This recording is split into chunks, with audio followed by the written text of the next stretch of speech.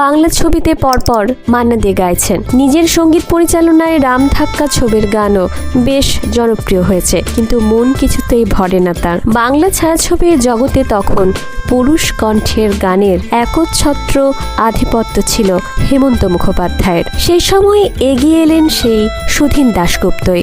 তার লেখা এবং সঙ্গীত পরিচালনায় শঙ্খমেলা ছবির দুটি গানের জন্য তিনি এলেন মুম্বাইতে।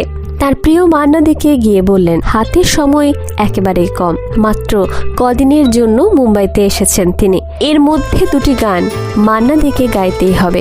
একটি গান আমি আগন্তুক, আমি বার্তা দিলাম, এবং অন্যটি কে প্রথম কাছে এসেছি।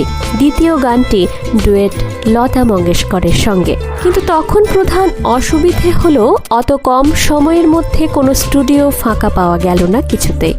শেষে অনেক চেষ্টা চরিত্র করে ব্যবস্থা করলেন শিল্পী নিজেই।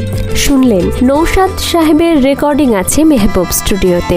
উনি সাধারণত একটু বেলা থেকে কাজ শুরু করেন, কিন্তু স্টুডিও বুকিং করা থাকে যথারীতি সকাল থেকেই। নৌশাদ সাহেবকে তিনি বুঝিয়ে বললেন যে কলকাতা থেকে এই তরুণ সঙ্গীত পরিচালক এসেছেন দুটো গান রেকর্ডিং করতে। যদি সকালবেলা তিনি একটু সুযোগ দেন স্টুডিওটা ব্যবহার করার, তাহলে খুব সুবিধে হয়। নৌশাদ সাহেব সব বুঝলেন, বললেন ঠিক আছে, বেলা 12টার মধ্যে যদি শেষ করে ফেলতে পারো তাহলে আমার কোনো আপত্তি নেই। তাই ঠিক হলো সবকিছু। ঠিক হলো সকাল ঠিক 8টায় কাজ শুরু করতে হবে, যাতে বেলা 12টার মধ্যে কাজ শেষ হয়ে যায়। মান্না দে নিজে অনুরোধ করলেন লতাজিকে সকাল 8টার মধ্যে স্টুডিওতে চলে আসতে। সুধীন বাবুকে নিয়ে গাড়ি চালিয়ে নিজে গেলেন বিখ্যাত যন্ত্রী বাসুবাবু মনোহর বাবুদের বাড়ি। অনুরোধ করলেন সবাইকে 8টার মধ্যে স্টুডিওতে চলে আসার জন্য। কথা মতো সবাই ঠিক সময়ে চলে এলেন, এবং সবচেয়ে অবাক করা ঘটনা, রিহার্সাল করে যন্ত্রীদের মিউজিক বুঝিয়ে প্রথম গানের প্রথম টেকটা হয়ে গেল বেলা 9টার মধ্যে, এবং প্রথম টেকেই সেটি ওকে হয়ে যায়। সেটাই হলো চিরবিস্ময়ের সেই গান লতা মঙ্গেশকরের সাথে ডুয়েট কে প্রথম কাছে এসেছি।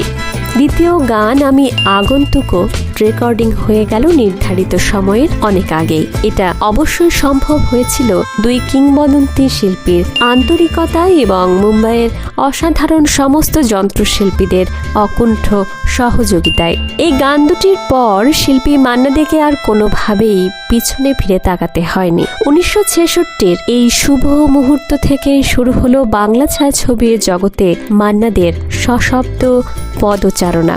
নমস্কার, আমি মন্দিরা। ভিডিওটি ভালো লাগলে লাইক, শেয়ার, সাবস্ক্রাইব করতে ভুলবেন না।